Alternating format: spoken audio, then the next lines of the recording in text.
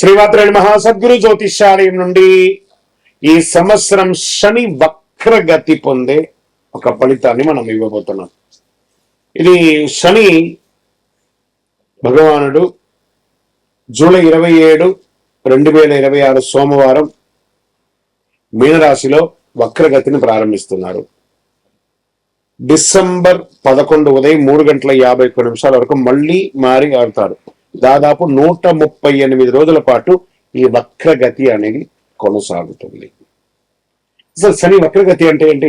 Already ఆయన అన్ని ప్రయాణం చేసి వెళ్ళిపోయారు కదా, అప్పుడు ఏమేమి మంచి చెడు అన్ని ఇస్తుంటారు కదా, అది బాగుందా లేదని చెప్పి మళ్ళీ తిరిగి చూసి వెనక రావడాన్ని వక్రగతి అంటే. ప్రయాణం సాఫీగా జరుగుతున్నది, మళ్ళీ తిరిగి రావడాన్ని వక్రగతి అంటారు. పాత పనులు తిరిగి ముందుకు వస్తాయి, ఆలస్యమైన ఫలితాలు లభిస్తాయి, కష్టానికి తగిన ప్రతిఫలం దక్కుతుంది, నిర్లక్ష్యం చేసిన విషయాలు మళ్ళీ ఎదురవుతాయి, బాధ్యతలు పెరుగుతాయి, జీవితంలో స్థిరత్వం ఎంత ఉందో పరీక్ష కూడా అంతే ఉంటుందని కూడా చెప్పచ్చు. మరి యొక్క ఎవరిని ఎక్కువ ప్రభావితం చేస్తుంది ఈ యొక్క వక్రగతి అని అంటే, శని ప్రకృతి ప్రభావం ముఖ్యంగా వీరిపై చాలా గొప్పగా ఉంటుంది. ఎలా అంటే ఏళ్ళనాటి శని 7.5 ఉన్న వాళ్ళకి, అష్టమ శని, అర్ధాష్టమ శని, శని మహర్దశ, శని అంతర్దశ, జన్మ కుండలిలో శని భగవానుడు బలహీనపడడం, వీళ్ళందరికీ కూడా ఇబ్బందులు వచ్చే అవకాశం లేదు. ఈ సమయంలో ఎదురయ్యే పరిస్థితులు ఎలా ఉంటాయి అని అనుకుంటే, పనుల్లో ఆలస్యం, ఉద్యోగంలో అదనపు బాధ్యతలు, ప్రమోషన్లో ఆలస్యం, కోర్టు వ్యవహారంలో నెమ్మదితనం, భూమి ఆస్తి విషయాల్లో ఆలస్యం, అప్పుల ఒత్తిడి, మానసిక ఆందోళన, సహనానికి పరీక్ష. మనం ఏం పాటిస్తే బాగుంటుంది ఈ సమయంలో అని అంటే, అవసరం లేని అప్పులు తీసుకోవద్దు. ఈ వక్రగతి శని వక్రగతి ఎప్పుడు కోపంతో నిర్ణయాలు తీసుకోకూడదు, ఉద్యోగ మార్పుల్లో తొందరపడద్దు, తొందరపడి పై అధికారులను చెప్తే రిజైన్ చేసేయడం లాంటివి చేయకూడదు, వాహనం నడిపేటప్పుడు ఫోన్ మాట్లాడడం లేదా అతి స్పీడ్ వెళ్ళడం చేయకూడదు, పెద్దలను గౌరవించాలి, ప్రారంభించే పనిని పూర్తి చేయాలి, ఆరోగ్యాన్ని నిర్లక్ష్యం చేయకూడదు, ఖర్చులను నియంత్రించాలి.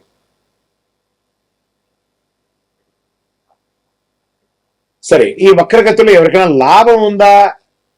సో ఈ యొక్క శని వక్రగతి ద్వారా ఎక్కువ జాగ్రత్తలు తీసుకోవాల్సినటువంటి రాశులు అంటే మేషరాశి వారు. ఖర్చులు పెరగచ్చు, మానసిక ఒత్తిడి అధికమవుతుంది, విదేశీయ లేదా న్యాయపరమైన విషయాల ఆలస్యం, నిద్ర సమస్యలు రావచ్చు, అవసరం లేని ఖర్చులు తగ్గించుకోవాలి. తక్కువ ఇబ్బందులతో అనుకూల ఫలితాలు కూడా పొందే వాళ్ళల్లో ప్రధానమైనటువంటి వారిలో వృషభ, వృశ్చిక, మకర, మీన రాశి వారు ఉన్నా కూడా శని వక్రగతి సమయంలో పాటించవలసినటువంటి కొన్ని పరిహారాలు ఉన్నాయి. ప్రతి ఒక్కరు 12 ద్వాదశ రాశుల వాళ్ళు పాటించాలి. ఓం శనైశ్వరాయ నమః మంత్రాన్ని 108 సార్లు పారాయణం చేయాలి. వారి దగ్గర కూడా ఎలా అడగాలి? దేహి మే బుద్ధి వైశిష్ట్యం, దేహి మే నిత్య యవ్వనం, దేహి మే పరమానందం, దేవదేవ జగత్పతే శనైశ్వర అని ప్రార్థన చేయాలి. నల్ల నువ్వుల నూనెతో దీపం వెలిగించాలి, పేదలకు వృద్ధులకు సేవ చేయాలి. ఇక్కడ బాగా గుర్తుపెట్టుకోవాలి, హనుమాన్ చాలీసా పారాయణం చేయండి. ఈ నవగ్రహాల దగ్గర శని భగవానుడు 19 సంవత్సరాలు, 19 అని లెక్క ఉంది కాబట్టి ఈయనకి 19 ప్రదక్షిణాలు చేయాలి. శని భగవానుడికి ప్రతి ఒక్కళ్ళు కూడాను చెయ్యండి. తర్వాత ఆ నవగ్రహాల దగ్గరికి వెళ్ళి నవగ్రహాలకు ప్రదక్షిణ చేసిన తర్వాత మేము కాలు కడుక్కుంటాము అని చెప్పి తప్పు పని చేయకండి. ఏమో అయిపోతుంది కాలు కడుక్కోపోతే అంటే, ఆ దుష్టగ్రహం కాదు శని భగవానుడు. ఆ శని భగవానుడి యొక్క పూజ చేసి కాలు కడుక్కొని ఇబ్బంది పెడితే ఆయన అనుకుంటాడు మేము పనికిరాని వాళ్ళు కదా, మీకు నేను ఏ రకంగా ఇబ్బంది పెట్టాలనుకుంటాడు. కాబట్టి గుర్తుపెట్టుకోండి, ఆ దేవుడు పనికిరాడంటే దేవాలయంలోనే ఆ విగ్రహాన్ని ప్రతిష్ఠించరు కదా. మరి గురుగారు అందరూ కాలు కడుక్కోవాలంటారు కదా అంటే, ఇది వచ్చి ఒక అపోహ మాత్రమే, చరిత్ర ఎవిడెన్స్ లేదండి. ఆ శని భగవానుడి దగ్గర దీపం వెలిగిస్తారు, నూనె పోస్తారు చూసారా, అవన్నీ కూడా కారి కింద పడుతుంది కదా, దాన్ని తొక్కి ప్రదక్షిణాలు చేస్తే వృద్ధులు కానీ, పిల్లలు కానీ, మహిళలు కానీ ఎవరైనా జారి కింద పడతారని నవగ్రహం తిరిగిన తర్వాత కాలు కడుక్కోండి, ఆ నూనె కాలు కంటకూడదు అని చెప్పారు. కానీ నవగ్రహాలు తిరగడం వల్ల కాలు కడుక్కోవడం అనేది అపోహ, అది ఒక్కటి చెయ్యకండి. 19 ప్రదక్షిణాలు చేయండి, నువ్వులతో దీపం వెలిగించండి, నువ్వుల నూనెతో దీపం వెలిగించండి, బెల్లం కాకి పెట్టండి, కాక ధ్వజాయ విద్మహే ఖడ్గహస్తాయ ధీమహి తన్నః మంద ప్రచోదయాత్ అని చెప్పి ప్రార్థన చేయండి. పేదవాళ్ళకి చెప్పులు దానం ఇవ్వండి, ఒక బెడ్షీట్ దానం ఇవ్వండి, ఒక గొడుగు దానం ఇవ్వండి, అన్ని రకాలుగా బాగుంటారు. ఇంకనూ గురుగారు మా యొక్క వ్యక్తిగత జాతకంలో ఈ యొక్క శని వక్రగతి యొక్క దాన్ని మేము నిర్మూలించుకోవాలి, దానికి పరిహారం పొందాలి అని అంటే దానికి ఏ రకంగా చేయాలంటే మీ పరిసర ప్రాంతాల్లో ఉన్నటువంటి గురువులని, జ్యోతిష్ శాస్త్ర నిపుణులని సంప్రదించండి. లేదా మా దగ్గరే తెలుసుకోవాలనుకుంటున్నారా, మా డిస్ప్లేలో కనబడుతున్నటువంటి నంబర్ కి మీ పేరు, date of birth, time of birth, place of birth text చేసి మీ యొక్క అపాయింట్మెంట్ ఫిక్స్ చేసుకోండి. విజయవస్తు. శ్రీమాత్రే నమః. ఒక అద్భుతమైనటువంటి ఆధ్యాత్మికమైనటువంటి విషయాలు లక్ష్మీదేవి గురించి మనం ఈరోజు తెలుసుకోబోతున్నాం. శ్రీ మహాలక్ష్మీదేవి గుడ్లగూబ, ఉల్లూకం అంటారు. ఎందుకు వాహనంగా ఉంది? హిందూ పురాణాల ప్రకారం గుడ్లగూబ, ఉల్లూకం మహాలక్ష్మీదేవి వాహనం. దీనికి అనేక ఆధ్యాత్మికమైనటువంటి ఎవిడెన్స్ తో సహా ఉన్నాయి. గుడ్లగూబ చీకట్లో కూడా స్పష్టంగా చూడగలదు. ఇది వివేకం, దూరదృష్టి, సరైనటువంటి నిర్ణయం తీసుకునే శక్తిని సూచిస్తుంది. లక్ష్మీదేవి ప్రసాదించే సంపదను జ్ఞానంతో వినియోగించాలని ఇది బోధిస్తుంది. సంపదతో పాటు వినయం. సంపద వచ్చినప్పుడు అహంకారం, లోభం పెరగకుండా జాగ్రత్త ఉన్న గుడ్లగూబ సూచిస్తుంది. ధనాన్ని ధర్మబద్ధంగా వినియోగించడానికి సందేశంగా నిలుస్తుంది. అజ్ఞానాన్ని తొలగించడంలో గుడ్లగూబ రాత్రిపూట చురుకుగా ఉంటుంది. అంటే అజ్ఞానంలో రాత్రిపూట చురుకుగా ఉంటుంది. చూస్తారా? చీకటి అంటే అజ్ఞానం, వెలుగు అంటే జ్ఞానం. అజ్ఞానం తొలగించి సత్య మార్గం నడిపించే లక్ష్మి కృపకు ప్రతీకగా నిలబడుతుంది. ఐశ్వర్యానికి కాపరి.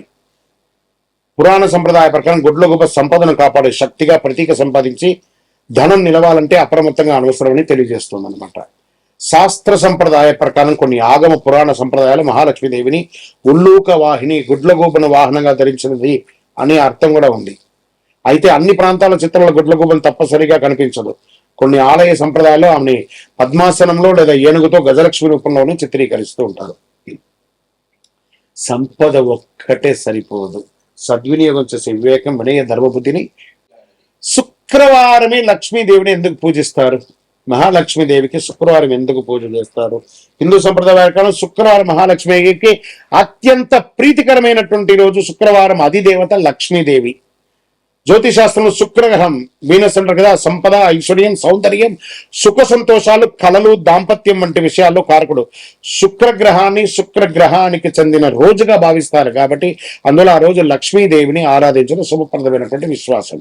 ఐశ్వర్యాన్ని ప్రసాదించే రోజు. ధనాభివృద్ధి, కుటుంబ సంపద, వ్యాపారాభివృద్ధి, దాంపత్యాభివృద్ధి, శుభ కార్యక్రమాలు కలగాలంటే సంప్రదాయ విశ్వాసం కూడా ఉంది. గృహలక్ష్మి ఆరాధనగా భారతీయ కుటుంబ సంప్రదాయాలు శుక్రవారం ఇంటిని శుభ్రపరిచి ముగ్గు వేసి దీపం వెలిగించే లక్ష్మీదేవిని ఆహ్వానించడం ఆనవాయితీగా వస్తున్నటువంటిది.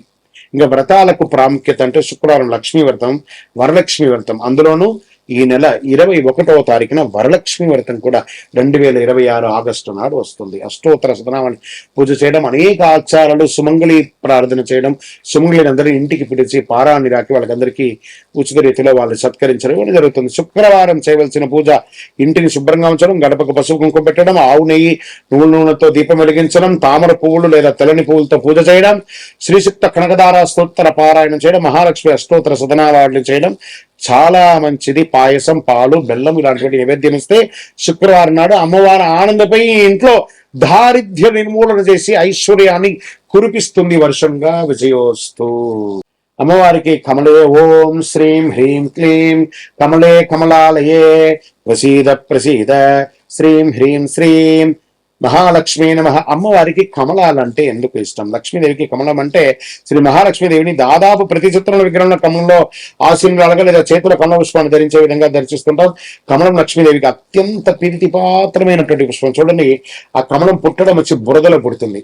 ఆ బురదలో పుట్టిన తర్వాత ఆకు కూడా విచ్చుకుంటుంది, పువ్వు కూడా విచ్చుకుంటుంది.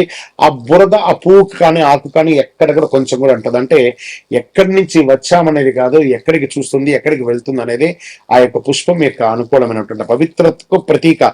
కమలం బురదలో పుట్టిన బురద అంటకుండా స్వచ్ఛంగా వికసించి అలాగే మనిషి కూడా ప్రపంచంలో జీవిస్తూ అధర్మానికి దూరంగా పవిత్రతకు జీవితంగా ఉండాలని చూపించే సూచికనే కమల పుష్పం. ఐశ్వర్యానికి చిహ్నం. కమలం వికసించడం అంటే అభివృద్ధి, శ్రేయస్సు, ఐశ్వర్యం. అందుకే లక్ష్మీదేవిని పద్మ కమల, పద్మాలయ, పద్మప్రియ వంటి నామాలతో స్తుతిస్తూ ఉంటారు. మహావిష్ణువుతో అనుబంధం. మహావిష్ణువు నాభి నుండి కమలం ఉద్భవించింది. ఆ కమలంపై బ్రహ్మదేవుడు అవతరించాడని పురాణాలు చెబుతాయి. లక్ష్మీదేవి శ్రీ మహావిష్ణువు సహచరణి కావడంతో కమలానికి ప్రత్యేక స్థానం లభించింది. ఆధ్యాత్మికమైనటువంటి వికాసం. కమలం ఉదయించే సూర్యుని కిరణాలతో వస్తుంది. అది జ్ఞానం, ఆధ్యాత్మిక చైతన్యం, అంతరంగ వికాసం. చూడండి, ఆకాశాన్ని చూస్తుంది, సూర్యుడినే చూస్తుంది. కాబట్టి అద్భుతమైనటువంటి, ఎక్కడ పుట్టామనేది కాదు, ఎక్కడ చూస్తుంది అనేది గొప్ప. శాస్త్రాల్లో కమలం, శ్రీ సూక్తంలో మహాలక్ష్మీదేవిని పద్మంతో అనేక సార్లు వర్ణిస్తారు. ఉదాహరణకు పద్మప్రియే పద్మిని పద్మహస్తే పద్మాలయే పద్మదలాయుధాక్షి అని అంటారు చూసారా. ఈ సూత్రంలో ఆమెకి కమలం ఎంత ప్రీతిపాత్రమో స్పష్టంగా తెలియజేయడం జరుగుతుంది. కమలంతో పూజ చేస్తే ఫలితం. సంప్రదాయ ప్రకారం లక్ష్మీదేవిని కమల పుష్పాలతో పూజిస్తే ధనాభివృద్ధి, గృహంలో ఐశ్వర్యం, వ్యాపారాభివృద్ధి, కుటుంబంలో శాంతి సౌకర్యం కలుగుతాయి. కమలం ఇచ్చే సందేశం ఏంటి?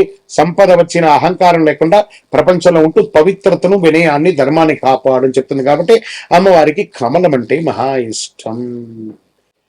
ఈ అష్టలక్ష్ములు ఎవరు? ఒక లక్ష్మి చాలదా? ఎందుకు అష్టలక్ష్ములు అంటే ఒక్కొక్క దేవుడికి ఒక్కొక్క అవతారాలు ఉంటాయి సార్, ఒక్కొక్క దేవతనికి. అలాగే యొక్క లక్ష్మి అమ్మవారికి అష్టలక్ష్ములు శ్రీ మహాలక్ష్మీదేవి యొక్క 8 దివ్య స్వరూపాలు. ప్రతి స్వరూపం, ప్రతి జీవితంలో ఒక ప్రత్యేకమైన ఐశ్వర్యాన్ని సంపాదిస్తుందని హిందూ సంప్రదాయ ప్రకారం చెబుతుంది. సంపద అంటే కేవలం ధనం మాత్రమే కాదు, ధైర్యం, జ్ఞానం, సంతానం, విజయం, ఆహారం, ఆధ్యాత్మిక శాంతి కూడా ఐశ్వర్యమే. ఇందులో మొట్టమొదటిది ఆదిలక్ష్మి, మహాలక్ష్మి యొక్క మూల స్వరూపం. ఆధ్యాత్మిక శాంతి, భక్తి, మోక్షాన్ని ప్రసాదిస్తుంది. ధనలక్ష్మి, ధనం, బంగారం, ఆర్థిక సంపదకు అధిష్టాన దేవత. వ్యాపారం, ఉద్యోగం, ఆర్థిక అభివృద్ధికి ఆశీర్వదించబడుతుంది. ధాన్యలక్ష్మి, అన్నం, ధాన్యం, వ్యవసాయం, ఆహారం, సమృద్ధికి ప్రతీక. ఇంట్లో అన్నపూర్ణను ప్రసాదిస్తుంది. గజలక్ష్మి, ఏనుగుతో దర్శనమిచ్చే లక్ష్మీ స్వరూపం. రాజయోగం, గౌరవం, కీర్తి, శ్రేయస్సును ప్రసాదిస్తుంది. సంతాన లక్ష్మి, సంతానం, పిల్లలు, ఆరోగ్యం, వారి అభివృద్ధి అనుగ్రహిస్తుంది. కుటుంబ సుఖ సంతోషాలకు ప్రతీక. వీరలక్ష్మి, ధైర్యం, శక్తి, పరాక్రమం, ఆత్మవిశ్వాసాన్ని ప్రసాదిస్తుంది. కష్టాలను ఎదుర్కొనే శక్తినిస్తుంది. విజయలక్ష్మి, ప్రతి కార్యంలోనూ విజయం, శత్రులపై జయం, పోటీలో గెలుపుకు ప్రసాదిస్తుంది. విద్యాలక్ష్మి, విద్య, జ్ఞానం, కళలు, మేధస్సు, వికాసానికి అధిష్టాన దేవత. విద్యార్థులు, పరిశోధన, కళాకారులు ప్రత్యేకంగా ఆరాధించబడుతుంది. అష్టలక్ష్ముల ఆశీర్వాదం వల్ల ధనాభివృద్ధి, అన్నపూర్ణత, విద్యాభివృద్ధి, విజయం, ధైర్యం, సంతాన సౌభాగ్యం, గౌరవం, కీర్తి, ఆధ్యాత్మిక శాంతి, ఈ 8 స్వరూపాలను భక్తితో ఆరాధిస్తే సంపూర్ణమైనటువంటి అనుగ్రహాన్ని పొందుతారు. లక్ష్మీం క్షీర సముద్ర రాజతనయాం శ్రీరంగదామేశ్వరీం అని ప్రార్థన చేయండి, అనుగ్రహాన్ని పొందండి. విజయోస్తు.